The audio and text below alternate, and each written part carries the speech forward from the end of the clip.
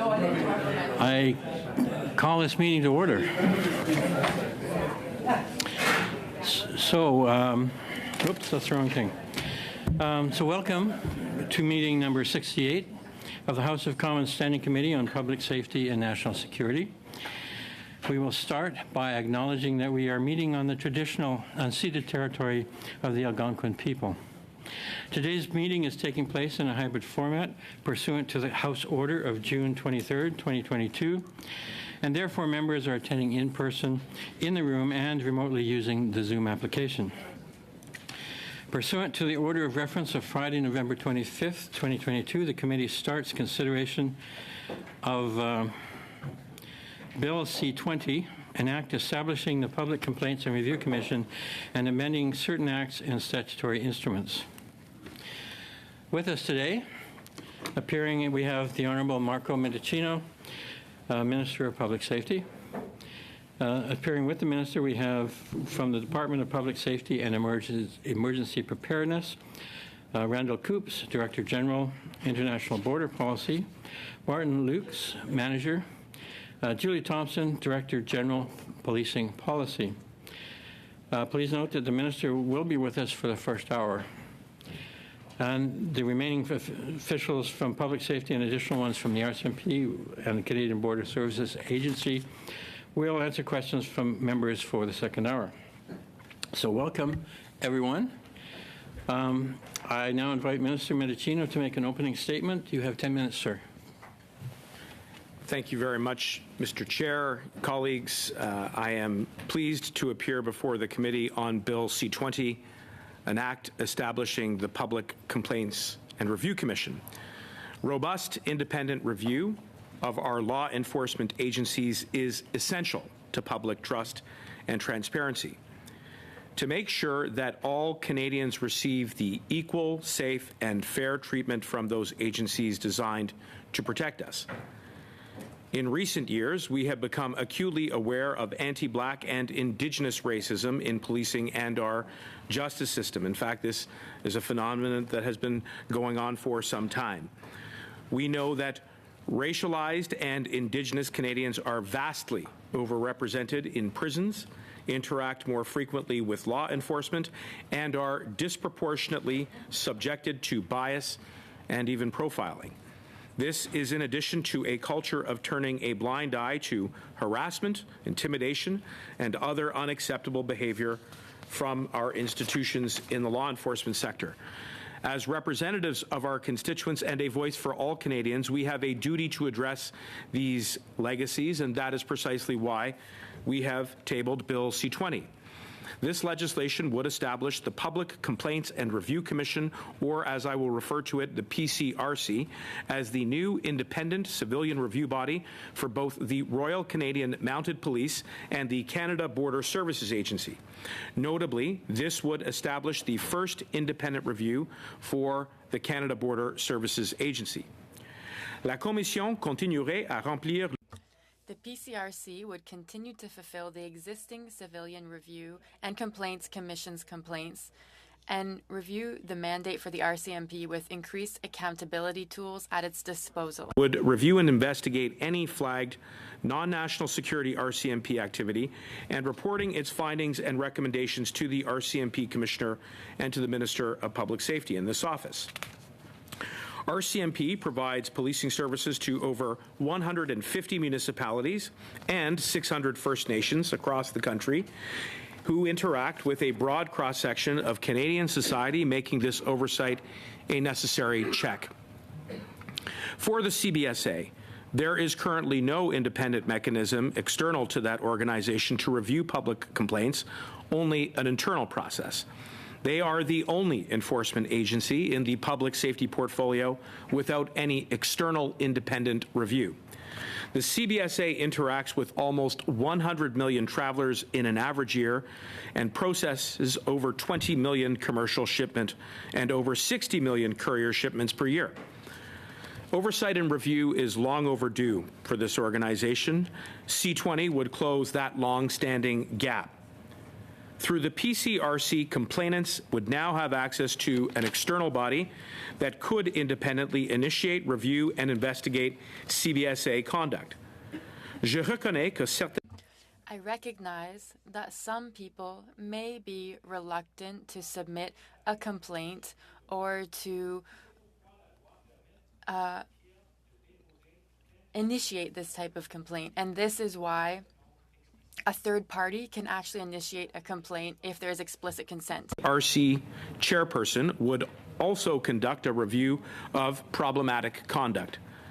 Afin de garantir l'efficacité de In order to ensure that this broadened mandate is effective, we will be giving supplementary powers and mechanisms to the PCRC, as well as deadlines established in the law so that the RCMP is able to properly respond to the PCRC. Required to report annually on their progress in implementing PCRC recommendations, which the Minister of Public Safety in turn will table in Parliament. This bill would also enact a requirement for the PCRC to implement public education and information programs to raise public awareness of the Commission's mandate and the individual's right to redress, including among vulnerable and marginalized communities.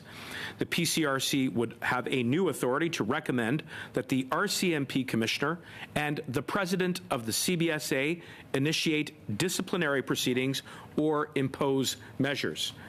The Commissioner and President would be required to report to both the PCRC chairperson and myself whether discipline was initiated or imposed. Moreover, Bill C-20 creates new provisions to further enhance RCMP and CBSA accountability and transparency, namely codified timelines, annual reporting to the Minister of Public Safety, and the collection of disaggregated race-based data.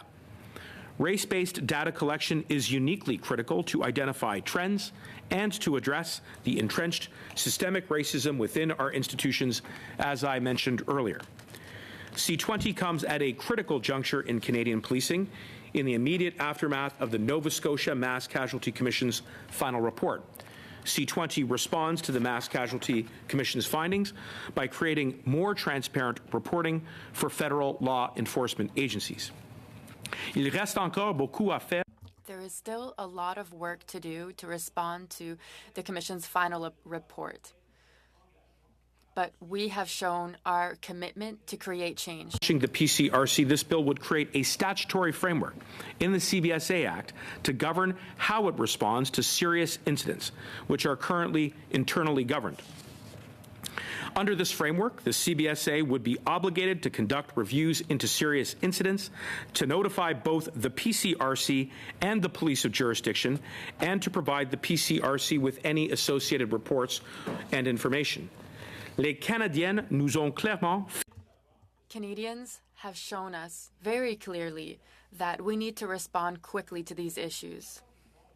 I listened closely to what my colleagues shared during the second reading debate and the need to ensure that Indigenous peoples, the Black community, and all racialized communities are properly represented. There is much support, not only in this committee, but across partisan lines for this bill to date, and I'm very happy now to take any questions or comments. Thank you again, Mr. Chair.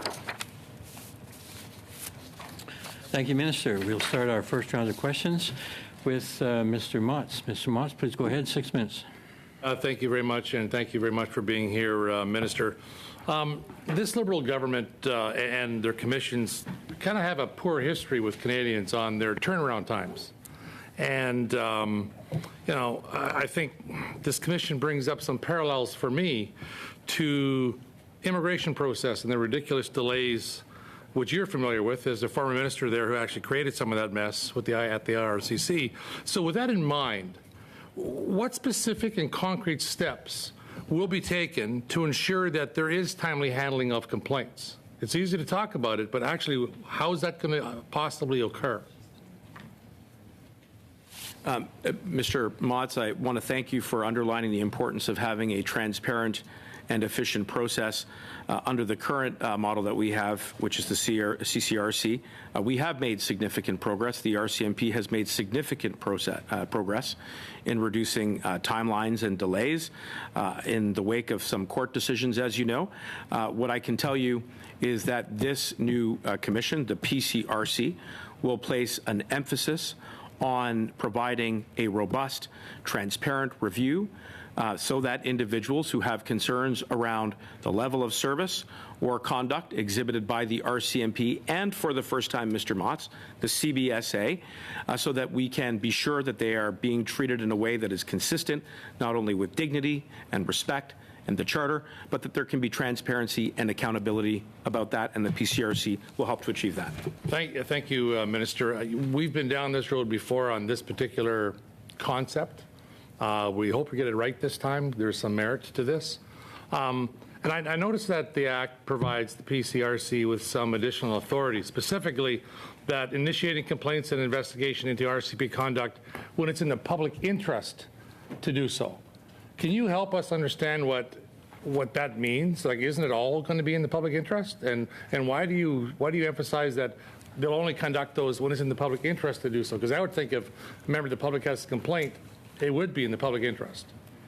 I would tend to agree, and certainly as in my experience as somebody who has appeared in the criminal justice system, the public interest can be defined in a sufficiently broad way, and that is certainly the intent of this bill, which is to open up another avenue whereby an individual or a third party, or indeed at the own motion of the deputy heads or the chair of the commission, can look into any concerns around either the professional conduct of the RCMP and CBSA or the level of service that the individual involved may have received. And this is a watershed piece of legislation. I agree with you.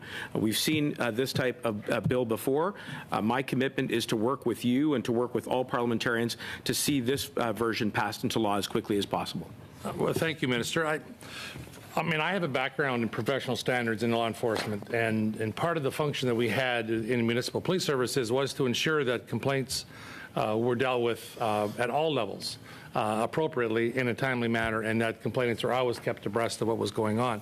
Now, as I'm trying to understand the whole concept of the PCRC, what is going to change from the current civilian review process, and how is it going to be possible to have the capacity to deal with all complaints? Or, and this is the part that the public needs to understand, there are still going to be requirements for the RCMP to investigate and the CBSA to investigate some of their own, what could be more minor issues, but where someone might have been inappropriate in comment or an attitude with the member. I would classify it more as a minor issue as opposed to a use of force or an infringement of someone's rights, for example. So how is the Commission possibly going to have the capacity to handle all complaints as it's been touted that they will?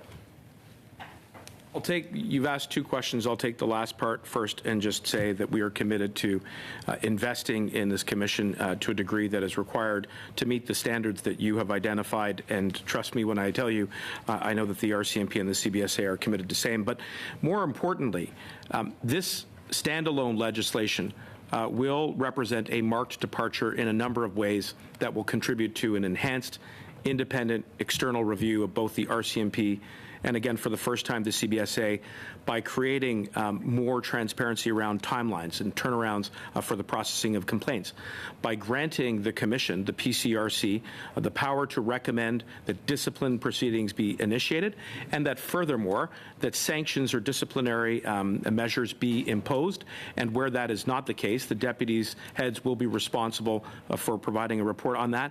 Two other quick points, Mr. Motz, if I may. There will be more reporting on the work of the PCRC, and then finally and importantly, the PCRC will have the mandate to collect and disaggregate race-based data, which is critically important to reduce the systemic racism and barriers so that let me many ask Canadians you this, have then, experienced. Minister. So let's play this out operationally.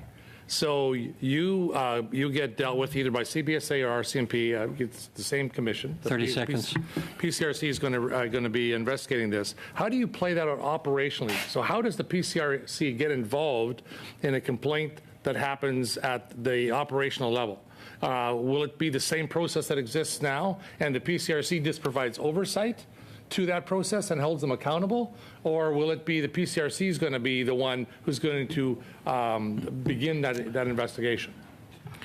I realize I'm very short on your allotment, and I'm happy to come back to it in a future round, but there will be a separate process set up, Mr. Motz, within the PCRC's mandate to hear and process these complaints as filed by anyone who submits them.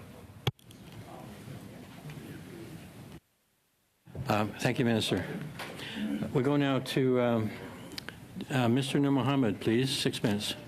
Thank you, Mr. Chair. Minister, thank you for joining us to talk about this. I think it's a very, very important piece of legislation.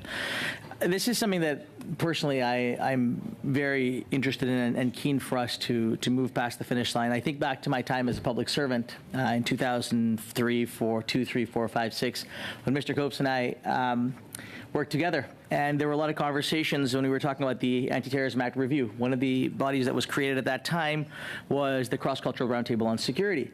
Recommendations by that group at that time were to ensure that there was oversight of the CBSA. Sadly, there was a change in government, and nothing ever came to pass in terms of oversight of the CBSA. And so I'm really pleased that we are now moving this forward. It is undeniable for most members of the Muslim community, Arab Canadians, Sikh Canadians, brown people, black people, my own experience, that we are sometimes treated differently by CBSA. This is a fact that many people have lived. And I think the fact that we are now moving this forward is an important signal, and it's taken some time to get there. So I think it would be good for those Canadians to hear directly from you, Minister, about what this is going to mean for them, and particularly for communities of color, when they now, as Canadians, arrive back home from their travels.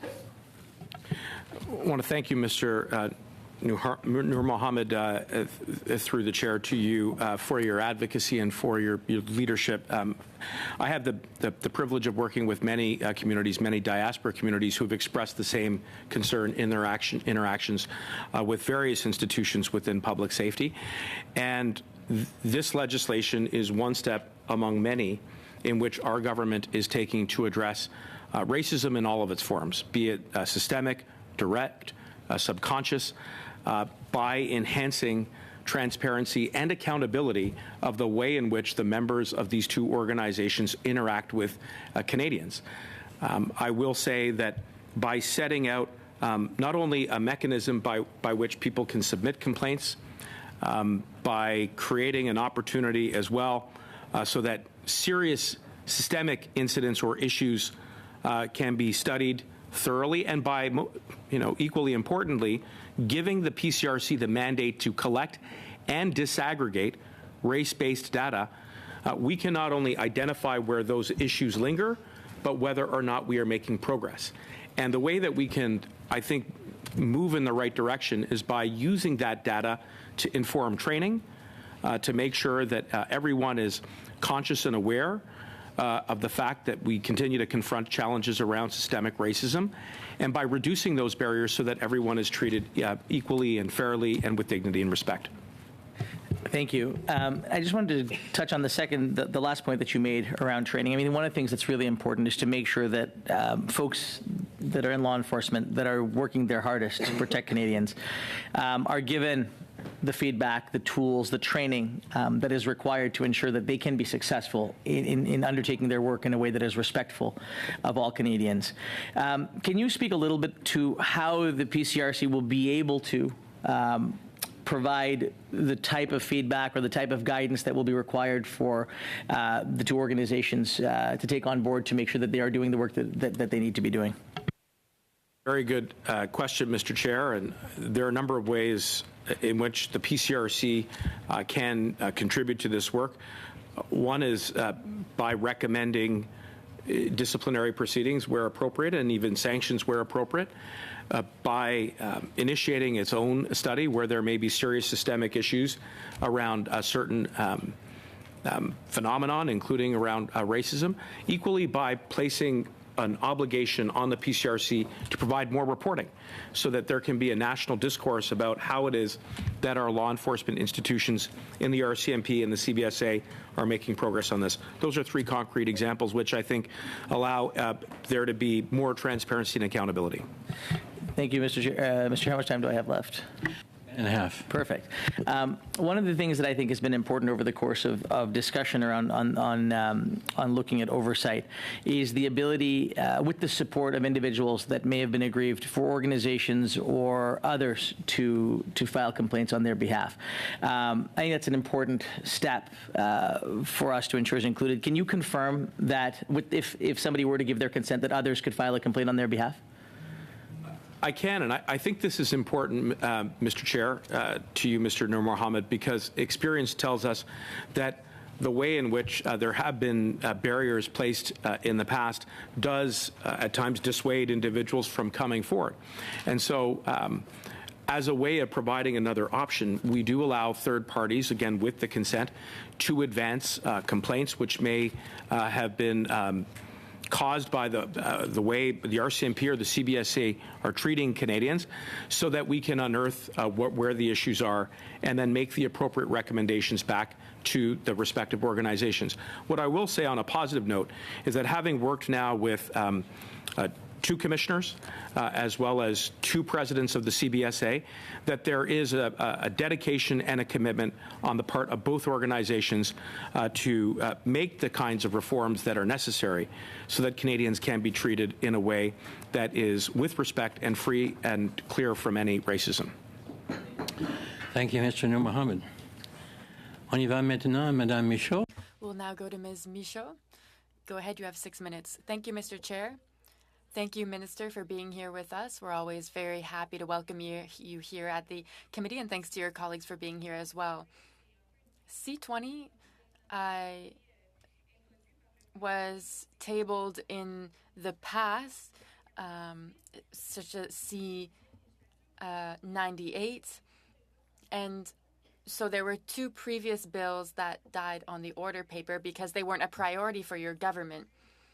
And it's been about 20 years since Judge O'Connor recommended that we have an independent process to manage these complaints against CBSA. In January 2020, the Commissioner for Privacy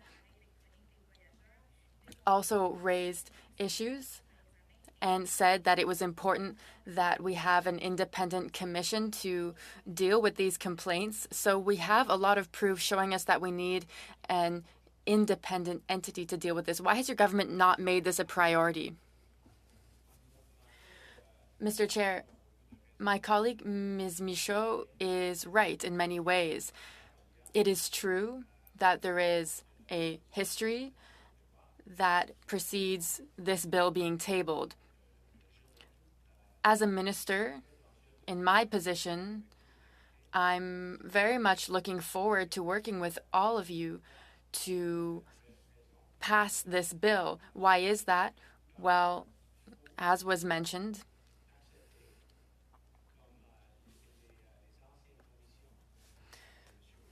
we need to accept what the Commission of Mr. O'Connor and the Nova Scotia Commission have requested, that we need this body in order to regain the trust of Canadians. So if you have any recommendations, I'm always open to them, but I think that this is a good bill. This is a historic bill, and I think it will better protect our institutions as well as Canadians.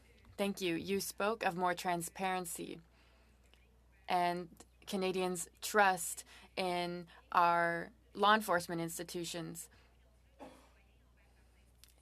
How important is this trust that Canadians have in their institutions? Now, there was a case in 2004, and there have been many complaints since. We've seen that there is an increase in complaints with the CBSA, even though there was less traveling during the pandemic. Do you feel that it's important to reestablish trust with Canadians? I think it's fair to say that there are always challenges. And I mentioned some examples with Mr. Nur Mohammed that touch upon systemic racism, the question of resources for institutions, and this has had an effect on the way in which Canadians have interacted with the RCMP and the CBSA. But this bill offers not only a process, but a transparency exercise, because with these new authorities for the Commission, it will actually be able to study systemic issues and make recommendations to other organizations that are involved in this bill. And I hope that this will strengthen Canadians' trust in our institutions. You spoke of systemic issues, and this is one of the concerns of the CBSA union.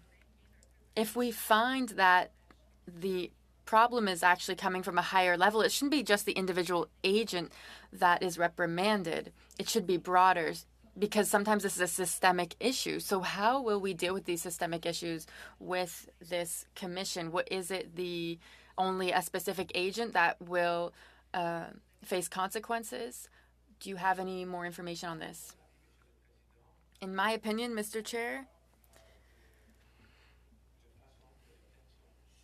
the way in which complaints are submitted to the Commission doesn't necessarily target one individual agent with the RCMP, for example, or their classification. So if a Canadian has interacted with a supervisor, or whoever that may be, yes, the Commission will have the flexibility in their mandate to do a review and take a look at all of the facts. And so that will help us to strengthen trust with a robust and flexible mandate.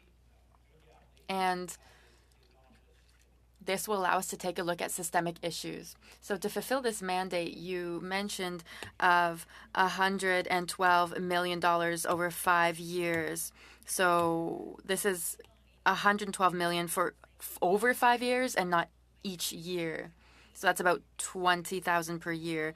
So in your opinion, is this enough? Am I mistaken in these numbers? And is this sufficient to process these complaints in a timely manner? Because you did mention that oftentimes Canadians are afraid of initiating this process because it can take so long. So is there sufficient funding in your opinion? The short answer is yes, but just a quick correction. It's $112.3 million over 6 years instead of 5, 6 years. And then 19.4 million after the 6 years per year.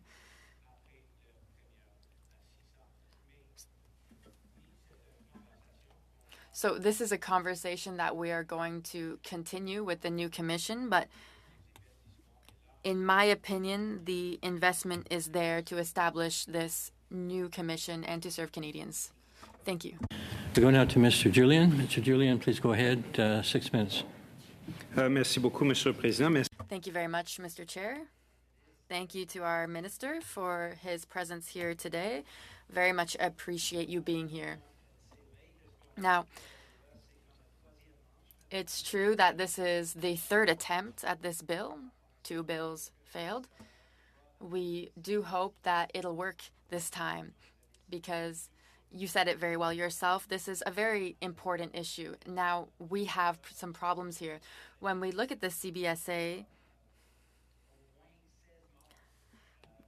there have been at least 16 deaths within the CBSA buildings over the last 20 years. And so these are serious complaints. Now, the question of resource is very important.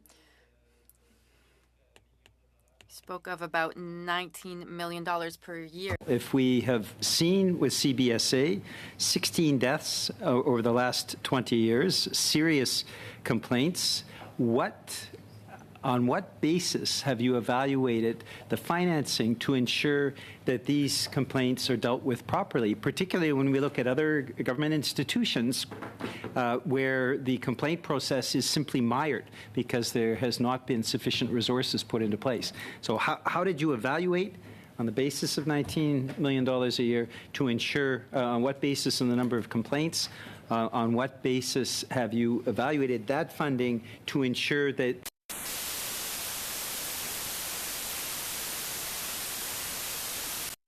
Mr. Chair, I want to thank Mr. Julian for his question. It's very important. Before I preview the answer, I just want to echo the sentiment that my sincere hope is that by doing the work that we will be able to pass this bill this time.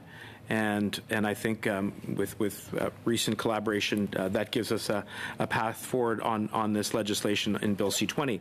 As to your exact question, I would say that my officials who are here can provide you with details, but certainly we would look at the existing human resources complement under the CCRC. We would take a look at the volume of complaints. We would take a look at the CBSA as well. So in general terms, we would have informed ourselves about what the baseline resources are required, and then we would continue to consult, I'm sure, with the chairperson of the existing CCRC to get the best possible advice so that the estimates which have been provided forward and the investments as well will allow for the establishment of this committee in a way that will meet with the demands of the anticipated complaints that we will get from both organizations. Well, and I'll question the officials who are here. Thank you for being here when we get that opportunity. But while you're here, I want to jump right on to a question that was asked of you in the House by my predecessor in this position, Alistair McGregor, who I think had 3 opportunities to ask you questions about ensuring within the oversight body the active participation of Indigenous peoples. This is something that is fundamental given the complaints that we are seeing at the RCMP, the fact that there have been a number of egregious cases where Indigenous peoples quite rightfully have felt that they have been treated appallingly, in some cases tragically, by the RCMP. At the time, you were non-committal. Now, 6 months later, you're in front of this committee. What is the response? What is your response in terms of ensuring in this oversight body there's active participation of Indigenous peoples? Mr. Chair, I can assure you, Mr. Julian, and all the members of the committee that we are very committed to working with this committee to ensure that there is appropriate representation on this commission, including from Indigenous communities. That is deeply important to me. I will say to you... What does that mean specifically? Well, I think to begin with, making sure that we have a member. And now how we go about achieving that, or potentially more, it'll all depend on the consultations. But it is important that Indigenous peoples see themselves reflected in all institutions, including on this commission, and through conversations and consultations with Indigenous leadership. I think we can find a mechanism to achieve that goal. I also want to say I agree with you that Indigenous peoples for many generations have been disproportionately represented in their interactions with law enforcement institutions in federal incarceration facilities. And so to reverse that, we have to move more upstream. And one of the ways in which we can prevent future disproportionate impacts is to study the issue. And as I've mentioned, this commission will have the mandate to do that. We'll have the mandate to collect and disaggregate race-based data, and it will also have the benefit of doing that. But I think on the point that you make around representation, will work very closely and have worked closely with Indigenous communities to make sure that they are represented within this organization. My final question for this round will be around the issue, the criticism of the bill, or one of the criticisms of the bill, is that the public doesn't have the ability to file systemic complaints with the PCRC. Are you open to amendments that would allow for public interest third-party complaints to be filed with this new entity? Mr. Julian, you'll know from my record that I'm always open to studying amendments which are presented in good faith that may strengthen the bill. I would point out that there are mechanisms within the process right now that do allow organizations to study what we have defined as serious issues, and serious issues could touch on policy, and or systemic issues. So moving beyond the facts of a particular individual or case and looking more broadly at issues. So if you think there is a way in which to improve upon that process, of course, we would be prepared to consider that as well. Thank you, Mr. Julian. We'll start our second round of questions at this point. Ms. Dancho, please go ahead, 5 minutes. Thank you, Mr. Chair. Thank you to the Minister and officials for being here on this important bill. Certainly, Conservatives, as you know, have supported it to committee, and withstanding any curveballs, sneaky amendments from any other party, we will likely be supporting this all the way. Certainly, we do recognize that when police and border officers, of course, wield significant power to enforce the law, they need an equivalent oversight body to ensure they're held accountable, as you've outlined in your remarks. So I just want to clarify for folks that may not understand what it is that we're all sitting here talking about. This is a new commission that sort of upgrades, you could say, the existing commission that oversees the RCMP complaints, but it also newly brings in the CBSA to that. Is that an accurate assessment in brief?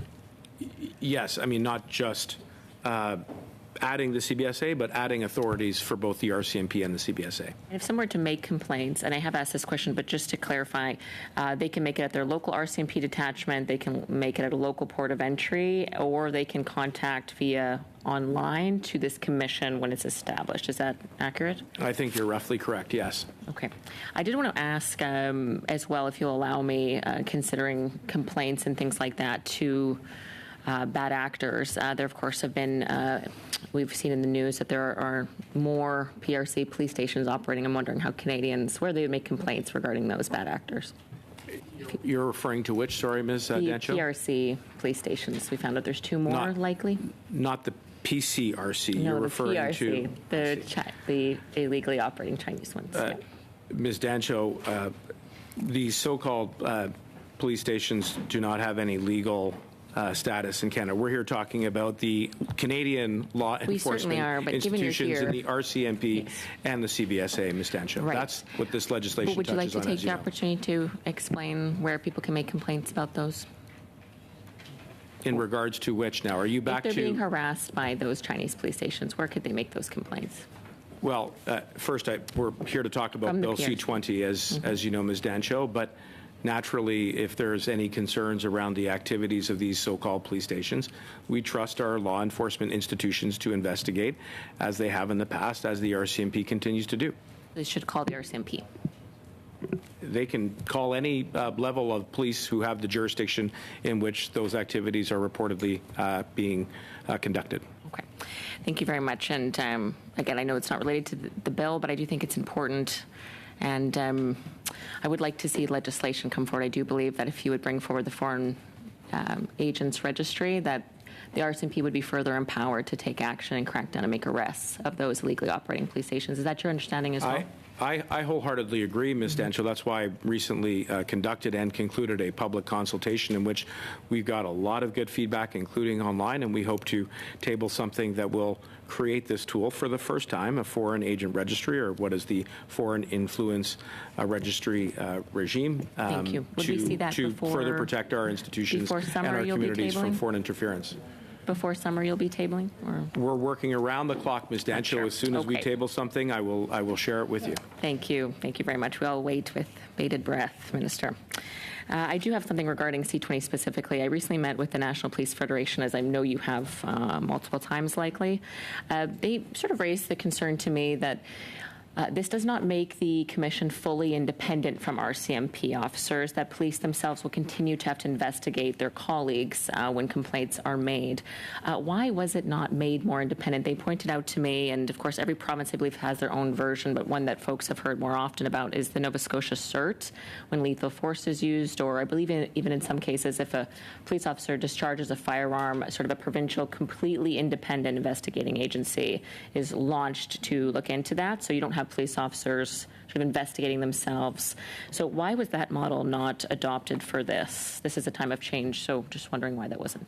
I think it's a fair question, Ms. Dancho, and I think the best way for me to answer is for you to not see internal and/or external provincial disciplinary processes as being mutually exclusive to the work of the PCRC. What this creation of this commission does is it gives Canadians yet another avenue in which they can submit complaints to this commission, which will be made up of independent civilian members who will then look into the conduct and then make recommendations that could touch on discipline as well as on sanctions, and where sanctions are not imposed, to require the deputy heads to provide reasons as to why not. We think that this commission is compatible with those other processes which have been set up at other levels of jurisdiction, and will certainly. So, in the example of, let's say, a provincial police of jurisdiction, this is not in any way touching on that. This is solely focused on the RCMP and the CBSA. That's federal. The processes that you have described are much more in the vein of provincial jurisdiction. We go now to Mr. Chang. Mr. Chang, please go ahead. 5 minutes. Thank you, Mr. Chair. And I'd like to thank the Minister for coming to our meeting, and thank all the expert witnesses that are here today. My concern is with my constituents who are often flagged at the border crossing because of the ethnicity. And I'm hoping that with this new Bill C-20, it will help alleviate the concerns that my constituents have. But can you talk about the importance of creating a separate statute for the PCRC, and how you envision this organization to provide effective review of both the RCMP and the CBSA? Mr. Chair, I want to thank Mr. Chang for the question. I have had many conversations with community leaders, as I said earlier, about their similar concerns about the way in which they have been treated, whether it's at the border or in their communities. And this is a direct response to those concerns, specifically where there have been expressions of systemic racism or conduct which may have been informed by that. And so by setting up a separate process that will allow, for example, the Commission to compel documents or information or notes or witnesses under subpoena, that process, we believe, will be a very powerful fact-finding exercise, and then could lead to recommendations that touch on both discipline and disciplinary proceedings and/or sanctions. So we think that this is responsive to the concerns that you've expressed. The only other thing I would point out, Mr. Chang, is that the mandate of the Commission to collect and disaggregate race-based data does allow us to take a look at the systemic issue as it exists, and to be sure that we are making progress in the right direction. And as I mentioned in one of my earlier responses, disaggregated race-based data can inform and modernize training, can reduce barriers, and can do a lot of good towards ensuring that the members of the RCMP and the CBSA are treating Canadians in a way that is equal and fair and with respect. Thank you, Minister. And what, if any, role will the PCRC play in regards to hearing complaints from immigration detainees that are behind in custodies?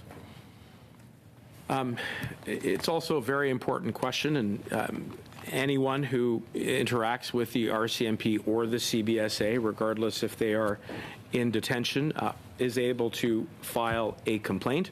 So in the hypothetical that you have posed, yes, a detainee could make a complaint if they believe they were mistreated by a member of the CBSA, and that too will allow for a fact-finding process if that is what the Commission chooses to embark on, and then to make recommendations. Thank you, Minister. And what role can a third party play in making a complaint against complaint to the Commission in regards to unlawful detaining? Third parties will play an important role in this new commission because it is well known that individuals who have been marginalized or who have been subject to racism in one form or another may not feel comfortable coming forward. And third parties have the ability to take up their case and their cause and to advance it before the Commission in a way that gives them some additional protections. And that, too, will hopefully help to mend trust where it has been broken and build confidence of Canadians going forward. So third parties will have an important role to play in this new commission as well. And when you speak about trust, is there any way, like, to have a monitor or independent body to oversee what the Commission is doing, or is there going to be a review on that? I think that's us, Mr. Chang, and I think that we will be able to track the progress of this new commission through its reports, through any additional reporting which me in my capacity as the Minister of Public Safety may wish to bring to the attention of this committee or Parliament more broadly in its establishment and its work going forward. Thank you, Minister. And Thank you, Mr. Chang. You're at 5 minutes. Good timing indeed. On y va maintenant, Madame Michaud. We'll now go to Ms. Michaud. 2.5 minutes, please. Thank you, Mr. Chair. This new complaints commission laid out in C20 will not be able to treat complaints related to national security, if I've understood correctly. But in 2004, the Judge O'Connor recommended that this commission be able to review all activities of the RCMP, including those related to national security. And in his report, he said that the RCMP's activities related to national security are a small part of the work that it does. Being able to not being able to review these activities could be quite risky. Oftentimes, the law is applied differently to different activities, and we could consider this to be.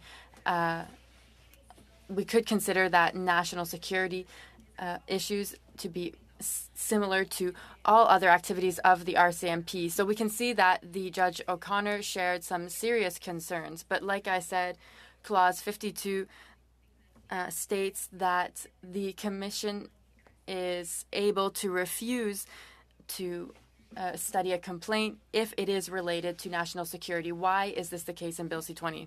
Mr. Chair, I think that Ms. Michaud is correct. This is beyond the mandate of this new commission to study issues relative to national security. But it is because the government created not one but two other agencies in the form of parliamentary committees on national security. As well, the NCIRA has been tasked with studying services from all agencies that work on national security or any issues that touch upon national security. And so there are different branches of government that have jurisdiction to protect Canadians and to cover these national security issues. So do you think that there may be contradictions between the... Sorry, you're out of time. Please go ahead, 2.5 minutes. I'd like to follow up on that issue because it's clear Justice O'Connor's report did recommend that treatment be done concurrently.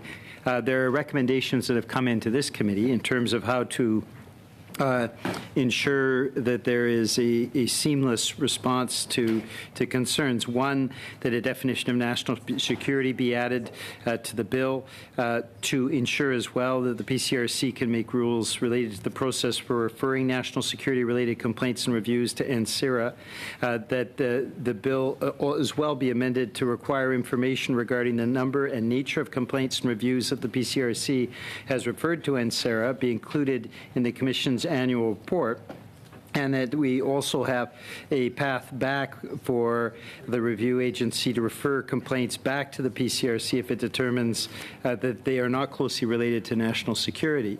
These kinds of amendments will help to ensure a more productive regime and avoid the concerns that Justice O'Connor raised. Are these the kinds of amendments that you would be prepared to entertain, given the concerns that have been raised about this, the treatment of national security issues with the PCRC? Mr. Julian raises a very important question that touches on the interplay between this new Public Complaints Review Commission and other agencies and bodies which have the remit to examine very specifically the national security concerns that were articulated by Justice O'Connor. And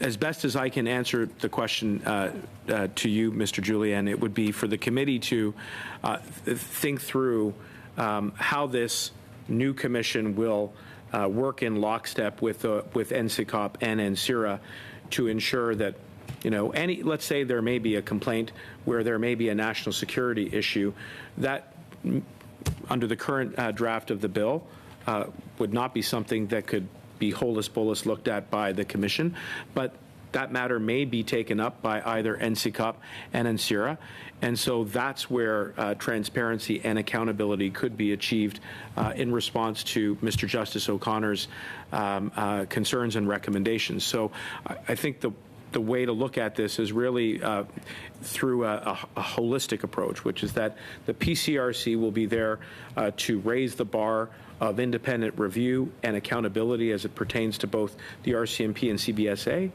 but where someone files a complaint that touches on the matter of national security, other committees and agencies are in place to address those concerns as well. Thank you, Mr. Julian. We go now to Ms. Dancho, please. 5 minutes. Minister, I did want to follow up a little bit on the MPF questions about making it independent, and I appreciate what you said about how there's provincial jurisdiction issues, and but I didn't necessarily walk away from your answer with a very clear response of why it wasn't more independent. And the reason I want to harp on that is I think you would agree that there's been a bit of a morale issue amongst police forces in the country over the last number of years for a variety of reasons. And of course, over the last year, we've had, I think, almost 10 police officers pass away on the job through various circumstances. So deeply devastating in that regard. There's also movements calling to defund the police. Things like that are really, really tough on police officers that, as you know, put their lives on the line for us. I know those are very charged issues, but it does impact the morale. And my understanding from talking to police forces and members of the RCMP is that there are recruitment issues that are happening. There are not nearly enough people looking to join our RCMP forces. And it's a historic institution. It's deeply sad to see that. And I'm just wondering, this is an important bill. It's important. I'm glad you brought it forward. But it is ultimately about disciplinary action of police and officers through the complaints process. Again, that's important, as we've all agreed on. But I think that there should be a corresponding weight to uplifting police officers as well. I'm not convinced necessarily that's been an equal priority for you. Can you point to something that you may have announced to done lately to improve morale with police in the RCMP and to improve retention and recruitment? $390 million we just announced in the last 2 weeks to help support police in their work to fight against gun crime and organized crime, Ms. Dancho. $450 million for the CBSA to help them fight crime at the border. 4 concrete agreements with the United States in a joint forum, which we convened a little more than a month ago. And my attendance, my personal attendance at all but one of the funerals that have occurred in the last time. So while yes, we are here to fight together, and I genuinely believe that the institutions in the RCMP and the CBSA are united in the cause to fight against racism. It is also important that we recognize that the members who serve in uniform are prepared and have made the ultimate sacrifice, and as the Minister of Public Safety, May I ask, I will defend that just work. to follow up, and I appreciate that, and I do sincerely appreciate that you've been to the funerals. That's very important, particularly for you in your position to have gone, so thank you for that. But how many police officers will be hired from that, and how many border officers? As you know, the numbers that we have since your government formed office in 2015, there was only 25 more additional border agents hired, and yet it was a doubling of sort of middle management, which again, we respect our public servants, but from 2,000 to 4,000 CBSA employees, from what we understand, at the middle manager level, and only about 25 more frontline officers. Is there a commitment in that funding for more border officers and police officers? Ms. Dancho, I work very closely with the heads of both of these organizations, and we take the best advice on the resources that they need. What I think they would tell you is that in me, they have a tireless champion when it comes to giving them the resources that they need to do the job, both in terms of funding as well as legislative authorities. And I think this government's track record bears that out, as I've given very concrete examples. Thank you. But just to be clear, then there is no requirement in the funding that you announced for hiring more police or more frontline border officers. Is that correct? We identify strategic priorities. We also leave operational decisions to the police and to the CBSA to respect their independence. And I think it is important that we recognize collectively that the role of the elected government is to give those tools to police and the funding that they need, but then to trust the institutions to apportion those resources where they need it most in a way that is consistent with the priorities that are created by a dialogue that is ongoing. I think Mr. Motz just has a concluding question, if he could fit that in. Sure. Thank you very much. 45 seconds. Thank you. Minister, as you know, CBSA does do contracting out for some of their services, for some of their security work to third parties. How do you envision the PCRC dealing with a third party with complaints that CBSA deals with? Like Garda, for example, does CBSA work, and they do, it's security. Its responsibilities, and there's been some complaints and some issues with them in the past. How does PCRC fit into that scenario? I am told by our officials that the mandate of the PCRC would extend to contract workers for the CBSA. I want to be sure about that, and certainly we will be precise in our answer to you, but as a matter of general principle, there will be some extension of the mandate to general contractors by the CBSA. Thank you, Mr. Motz. We go now to Mr. Gahir. Mr. Gahir, go ahead, please, 5 minutes. Great. Thank you, Chair, and thank you to the Minister for appearing before this committee. Minister, you said $390 million invested. $121 million of that is going to Ontario, and I was there for the announcement. The announcement was very well received, so thank you for that. I'd like to echo the comments made by my colleague, Mr. Noor Mohammed. As a racialized person, you're often looked at a little bit differently, quite frankly, by those in positions of power. I went to school in the U.S., and even though I had legitimate immigration papers, an F1 visa, H-1B, I think practically every single time I was stopped at the border for a secondary check. So I'm very glad we're bringing this forward. You mentioned that the PCRC will be required to collect race disaggregated data. Can you explain why this is important, that they collect this information, and more importantly, what this information will then be used for? Mr. Chair, I also want to thank Mr. Gahir for his leadership and for bringing his experiences to this table. And I know from our conversations and many others that the need to be constantly vigilant in fighting against racism in all of its forms in the interactions between Canadians and law enforcement institutions is hard work, but it's necessary. And Bill C-20 ought to be seen as a piece of a larger puzzle in the government's strategy to fight against racism. And the piece that Bill C-20 fulfills is by giving Canadians an opportunity to submit complaints where they have been mistreated, where either of the two institutions have fallen short. And that is through the creation of a process, it is through the creation of timelines, it is through the creation of a mandate that allows, as your question touches on, through the collection and the disaggregation of race-based data. What the latter can do is it can allow not only the RCMP and the CBSA to look at the issue from a macro or a systemic point of view, but it can also be used to inform the way in which we train the members of both of these organizations so that we can see where those negative interactions may be occurring and reduce the likelihood of those types of interactions. It can also be used to shed more light on the subject matter. And through the reporting that is required of the PCRC to this office, which will then table the report to Parliament, we can engage with members of this committee and all parliamentarians so that we can be sure that we are reducing racism, that we are addressing the concerns of the experiences of racialized Canadians, Indigenous persons with whom I have met in my various travels, who recognize that Bill C-20 plays an important role in that broader puzzle, as I said, in the need to address these systemic concerns.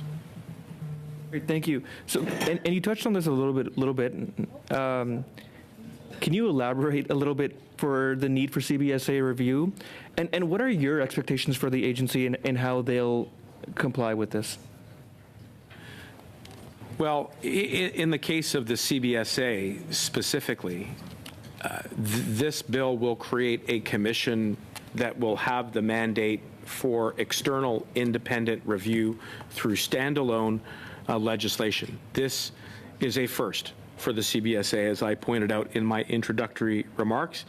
It will enable civilians who will be able to develop expertise in the area of understanding the professional conduct and systemic issues that may be implicated with the CBSA and the RCMP to look into complaints, to make recommendations, to do so in a way that is timely, to take a look at various categories of information, including race-based data, and to provide concrete recommendations going forward. So for the CBSA, this is new territory. There currently is no mechanism that lies beyond the CBSA, and that is a gap. And it is a gap that has existed for far too long, in my opinion, and that's why it is urgent that we pass this bill into law as quickly as we possibly can. Chair, how much time do I have? 20 seconds. Oh, thank you. Thank you, everyone. That concludes this portion of the meeting with the minister. We're a bit over for the time on the minister, and I appreciate the minister's patience and forbearance. With that, we will suspend and bring in the next panel. Thank you, Mr. Chair. Thank you, colleagues. Okay.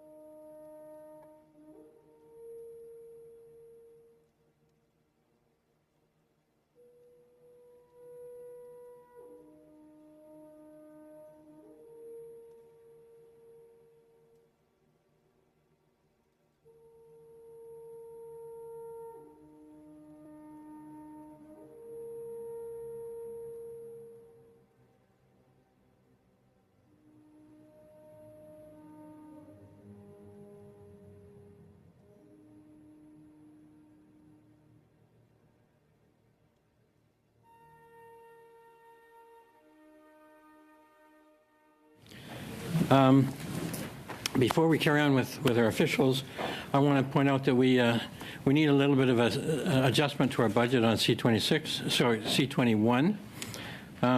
We need all members, I believe, have received a copy of the supplementary budget. I'm wondering if it is the will of the committee to pass this supplementary budget at this time. Do we have agreement on that? Yeah. Okay, done. Thank you. Okay, having paid for our lunch. So I'd like to welcome now the additional officials who have joined us. From the Canada Border Services Agency, we have Natasha Ali-Mohammed, Director General, Recourse Directorate. Philip Tremblay, Acting Director, Public Complaints and External Review Division. Deputy Commissioner Brian Larkin, Special Policing Services. And Alfredo Bangloy, Assistant Commissioner and Professional Responsibility Officer. So I will now open the floor to questions. We have Mr. Shipley to start with. So we have a hard stop, I think, at 6. We will probably not get more than one full round. So anyway, Mr. Shipley, if you could go ahead, please, 6 minutes. Thank you, Chair, and thank you to the witnesses for being here today. I'll open up with my first question is that 95 to 98% of the complaints the CRCC receives are currently turned over to the RCMP for investigation. And according to the NPF, the process of investigating CRCC complaints takes approximately 60,000 hours a year away from RCMP core duties. And they take issue with the fact that the police is essentially investigating themselves. Can you tell this committee whether the new PCRC will be truly independent and what actions you will take to stop reducing the number of frontline resources available to the RCMP? And I'll open that up. Sorry, I didn't know exactly who wanted to take that. The PCRC will be fully independent in that it alone will decide what to investigate itself. It makes its own rules. It draws its own evidence. It has its own rules of evidence. The PCRC, as under the current regime of the Civilian Review and Complaints Commission, would ordinarily give the right of the first instance of investigation to RCMP or CBSA. And experience shows that the vast majority of complaints can be resolved at that stage with the initial investigation by the agency itself. When the complainant is not satisfied with the results of that agency, they can return to the Commission, and the Commission can decide to conduct a review. So it preserves, in the case of the RCMP, the status quo, and in the case of CBSA, creates a parallel arrangement. Thank you for that. And perhaps I could have Deputy Larkin comment on. I was a little bit shocked when I had a meeting recently with your association, the NPF, and hearing the amount of time that's being taken away from frontline services, especially in some small communities where perhaps they don't have all that many officers to start with. Could you maybe comment on that and tell me if that number is accurate and how you see that's going to be cured going forward? Thanks very much. Through you, Mr. Chair, to Mr. Shipley, thank you for the question. And on a 5-year average, about 2,385 complaints do come in. As my colleague, Mr. Coops, alluded to, there's a right of first refusal. But to give you some insight into, I think one of the important pieces that we believe is managing the actual level of complaint. And so out of that average, about 13% are actually withdrawn. So through initial dialogue and or discussion.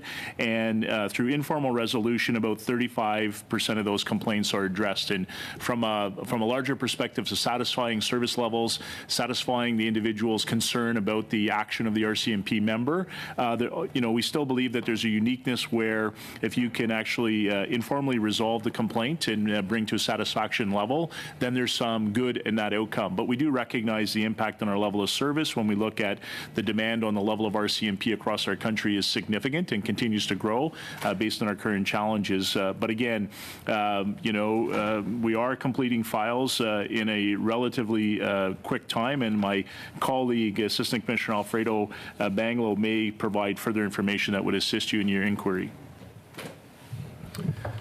Thank you. There's not really much further information that I could provide other than that this has been something that we have been doing for quite a number of years. And we work as best we can with the resources that we're given. And there's always resourcing challenges. And we definitely certainly are in a recruiting crunch right now. But we basically just work as best we can with the resources that we have. And I had a list of comments here, but my colleague, MP Dancho, mentioned earlier to the minister, I'm going to take the opportunity now. It has been a rough couple of years for policing, and I know across the country recruiting is a problem. Assistant Commissioner Bangler, sorry, I was going to say deputy assistant. Are you finding that's improving at all? Are you having problems? Are you fulfilling the not just the growth that's probably needed, but the openings that are happening from retirements or people moving on from the career? Through you, Mr. Chair, thank you for the question, and thank you for the concern. Certainly across the nation, not just within the RCMP, all police services have been facing a challenging time. When we look at our current climate, and in particular, the loss of recent on-duty deaths magnifies that. So in short, recruitment in policing is not just simply a national issue, it's a global issue. The experiences in working with the International Association of Chiefs of Police, I can tell you that globally all police leaders are having a similar discussion. Commissioner Duhem is very committed to recruitment and working with all of our stakeholders, and so we are actually proactively right now launching a significant review and modernization of our recruitment process, and many of those processes are in place, but we are working, for example, with the National Police Federation on how do we enhance trust and confidence, and one of those key pieces is public complaint processes and ensuring that people are satisfied with the institution of policing is also a key pillar.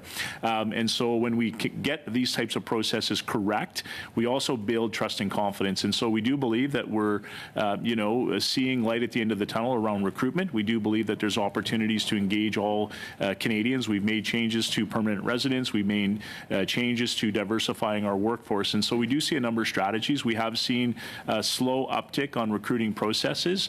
However, this year we're likely to just move through about 800 individuals through RCMP Depot, which again will meet existing standards. But when we look at the demographics of our workforce, we're seeing attrition, we're seeing enhanced retirements, and so there are challenges for the organization, and recruitment is one of the key pillars for Commissioner Duhem. In fact, right now it's the #1 priority is to fill vacancies across our country, deal with releasability and mobility issues across, because we are a national police service, and in fact a global police service where we have members deployed. So it is a cause for concern, but I would say that all police leaders share in that cause concern, not just the RCMP. Thank you, Mr. Shipley. Okay. Say thank you, and that's good news that it's at least it's going in the right direction. Thank you. Mr. Moss, s'il vous plaît. Thank you. Thank you all for being here, and this is it's good news to have this bill in front of us, and I know that between iterations of the bill, a number of changes have been made to reflect recommendations that came from the chairperson and from other organizations. So really good work on getting this to us, and I think the committee's prepared to work hard and get this done as quickly as we can. I had a couple of questions.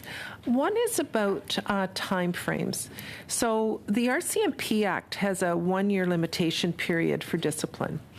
If someone comes forward to with a complaint to the new review commission, and at the end of the day, a disciplinary process is recommended. Given that it can take a while before someone comes forward with a complaint, that whole 1-year period may have ended. So how do you ensure that those recommendations that are coming from the Commission will be reflected in action that's taken by the RCMP? Because by the time it's instigated, investigated, and sent back, that 1-year period that's mandated in the RCMP Act may have expired. Mr. Chair, there are, that is correct, there is a 1-year period in which to initiate discipline, and that's 1 year from the time that the RCMP became aware of the identity of the member and the actions alleged. And so, however, there are provisions within the RCMP to obtain an extension to that, and that happens fairly frequently. There has to be some rationale, and often it's because of a statutory investigation that's occurring perhaps by the, for example, the Alberta Serious Incident Response Team might be conducting an investigation. They might be taking some time. And at the conclusion of that, if warranted, we can obtain an extension to initiate conduct proceedings. So can get an extension, or can what if the time is completely over? Or what if the RCMP was aware of the incident, felt discipline wasn't required, but the commission says we think discipline is? How do we ensure that action can be taken by the RCMP in that case? Do you follow the question? Yes. Okay, so there are provisions as well, or there's an ability to get a retroactive extension. And that occurred in one instance where it was under a Section 9 review of the conduct CSOs, where a board hearing took place, and then the reviewer thought that the penalty was inappropriate and wanted to initiate another discipline proceeding, and we were able to get we sought an extension and obtained one for that, and that was went right up to the federal court and was upheld. So there are provisions for that. However, as far as extensions, or as far as the recommendations for discipline, I would imagine that it wouldn't happen that often because. Sure, it wouldn't. I just want to ensure that the chairperson, you're not getting something from the commission that recommends discipline, and I think that might have happened with the Bastarash report, that the time frame was so far gone that there was no ability to have discipline or charges laid, right? Okay, I'm going to move on to something else. What is the RCMP service standard for investigating and finalizing public complaints, and how often do you meet those standards? We have a service standard of 90 days to complete a public complaint, and unfortunately we are only meeting that standard about 54% of the time. We've been working towards improving that with regular communication with our colleagues in the divisions and identifying this as an issue. And last year we were able to reduce the outstanding complaints by 45%. But it's still something that we're continuing to work on to improve our service standard. The public complaints process is important for ensuring public trust and confidence, and we want to have timely investigations. Thank you. I read an article recently about a woman in the Okanagan who experienced problems with an RCMP officer when her door was knocked down, a domestic violence survivor, and she was not able to file a complaint because the person was it's called a reservist, but it's someone who's not employed by the RCMP. Is there something that we should be doing to fix that in the bill so that individuals who are contracted by the RCMP do fall within this? I have to be honest, I heard an answer earlier from the minister saying that CBSA contractors are covered. So I'm just wondering why RCMP contractors would not be. RCMP reservists are not covered, not because of a provision that's in this bill. They are not covered because they aren't covered now. So the extension of the new regime of the creation of the PCRC preserves the status quo. Reservists in the RCMP are not employees, they are not members, they're not public servants. So they are in a different class of employee, if you will, and that class of person is not subject to the RCMP Act, the Code of Conduct, or to the review process. A decision to extend that to them would be a much larger discussion and decision about the status of their employment, about their terms and conditions of employment, their status as public servants or not, which is beyond the scope of the bill. Is there an ability for someone to file a complaint in that case? Is there a way around that at all? Yes. So although they're not covered under the RCMP Act, we still treat complaints against reservists as a complaint, and we investigate it. It's just not under the legislated provisions of the RCMP Act. So we conduct an investigation. A decision maker makes a decision as to the alleged conduct, and the matter is dealt with that way, with informing the complainant of the outcome and the findings. Because it doesn't fall under the RCMP Act, the CRCC wouldn't have jurisdiction to review that complaint, but that's how we address these non-RCMP Act complaints. Reservists are primarily retired RCMP members that work a couple of times a month or as and when they wish to work and we need them.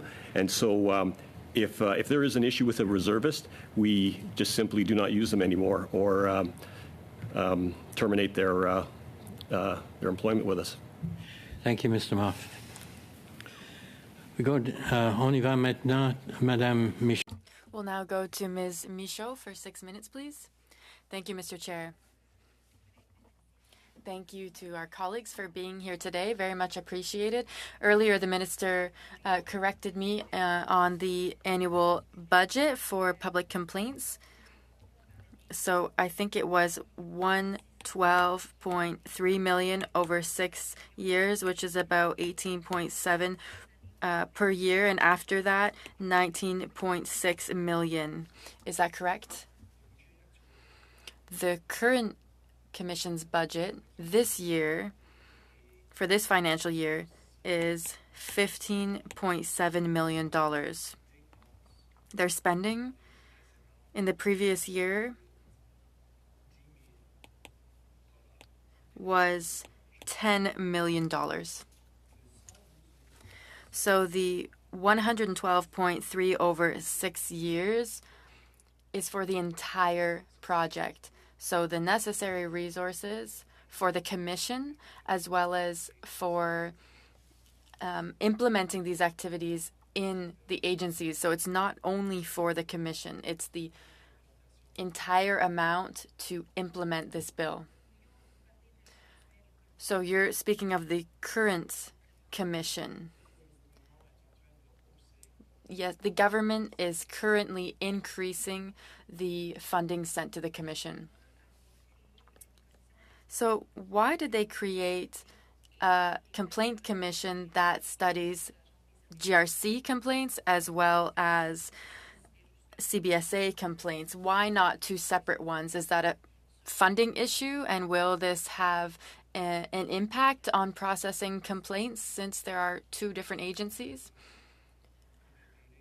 What we hope is that delays will be reduced.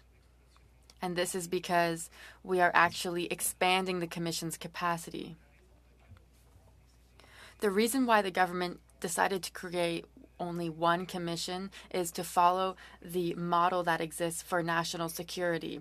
The idea is creating agencies that follow this activity no matter where they find themselves in the federal system. So the idea is, we created INSERA for national security activities. Now the government is tabling this bill that would do the same thing in terms of law enforcement and these two organizations. Thank you. I was interested in feedback on these complaints. So, for example, when C-20 receives royal assent, how long should we expect to have to wait before the Commission be actually ready to receive and process complaints? How long do you think it would take for it to be fully set up? And for current complaints, will they be sent to the new Commission, or will it be too late? Ms. Demoff earlier was speaking of this 1 year wait period. Would this have an effect on complaints that are current? All complaints will be continued in the same form with the new system. In terms of feedback, if you look at Article 113, subsection 10, it states that complaints can be submitted with the Commission even before Bill C-20 comes into force. In terms of how long it will take for this to come into force, well, it is a large project. We are creating new agencies or a new agency rather, that will be sort of absorbing smaller agencies on the federal level. And we will need to create border agencies that are able to respond to external complaints. So there's training, for example, to do. This will likely take at least 18 months to completely set all of this up. Thank you. Clause 35 in the bill states that the new commission needs to take measures to supply support to an individual that requests it after submitting a complaint. What kind of support are we talking about? Could complainants have access to translation services, legal services? I know it's a very broad term here in the bill, so what are we referring to specifically? It makes me think of a completely different file, but there was a complaint for sexual assault, and there was a French-speaking Ontarian who wanted translation services, but unfortunately the resources weren't there for her hearing. And so could this type of support be available to complainants in this case? The term is quite broad, and that is intentional. If we follow the principle that the commission itself is better able to understand the needs of complainants, then we decided it would be necessary to keep this broad.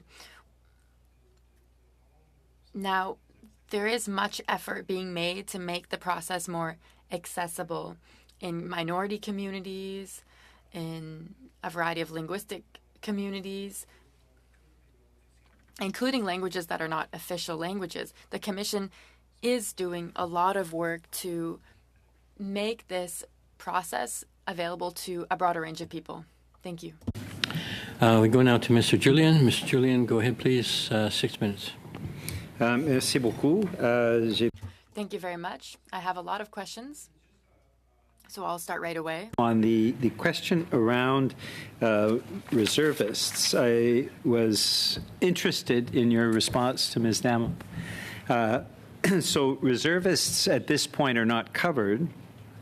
The only alternative at this point for the RCMP when there is a complaint against a reservist is to terminate their connection with the RCMP. Did I understand that properly? That there are no other measures that can be taken, nothing in addition to that? Mr. Chair, so just to elaborate on this further, the RCMP Act under Section 11, subsection 2, states that the Act does not apply to reservists except as for provided in the regulations. And there are currently no regulations covering the reserve program. So potentially there could be some regulations developed. Now, as far as the dealing with reservists, complaints against reservists, they, first of all, they must comply with all RCMP operational policies applied to their assigned duties, as well as all mandatory training and those types of requirements. And so if a complaint is received that involving a reservist, then an investigation is done, and the reservist supervisor reviews the investigation report and can take whatever measures they deem fit. It could be training, it could be operational guidance, and I suppose in some circumstances ceasing to use that reservist. Could you share with us how many complaints we've had over the last 5 years towards reservists? Mr. Chair, I apologize. I don't have that information with me. I can endeavor to bring that back to the committee. Yeah, that would be terrific. Thank you very much. Continuing on, again, Ms. Dam, I've had an interesting line of questioning. Around the service standard, you said that 54% of the time it's resolved within 90 days. I'm interested in how the definition of resolved is, how you define resolved. Is that a complaint that is dealt with satisfactorily? Is that a complaint that is initiated? What are your definitions in terms of that 54% resolution rate? Mr. Chair, I believe there may have been a misunderstanding. When I was discussing that, I was referring to the investigation timeline. Our service standard is to complete an investigation within 90 days, and 54% of the time we are doing that. We're working on developing and improving our ability to investigate and reduce those timelines. So we're within our own self-imposed service standard. And as I mentioned, because of the measures that we've completed last year, we reduced that the outstanding complaints that were beyond our service standard. We reduced it 45%. Clarifying that. I'd like to come back to the question I asked the minister earlier, which was the issue of resources, and Madame Michaud touched on that as well when she talked about interpreting support, official language support. Looking at information that we received from the Burlow-Davidson settlement agreement, we saw in the terms of that settlement that there were over 3,086 claims filed between August 2017 and May 2018. There was a roster of 29 external investigators. So I'm interested in terms of the budget, because it seems to me, given the size and scope of the number of potential complaints, the fact that we're talking about CBSA and the RCMP, a funding of $15 million, rising to $19.4 million. When we include interpretation, when we include the other service components, it seems to me inadequate. So I'm wondering on what basis there was an evaluation of the budget that is required to appropriately handle, ensuring that we're meeting service standards and appropriately responding to complaints that come forward. How was that budget established?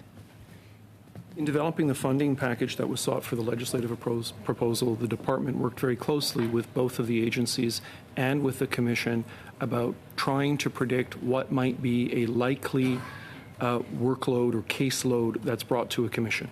We modeled the current number of complaints that are brought about the RCMP.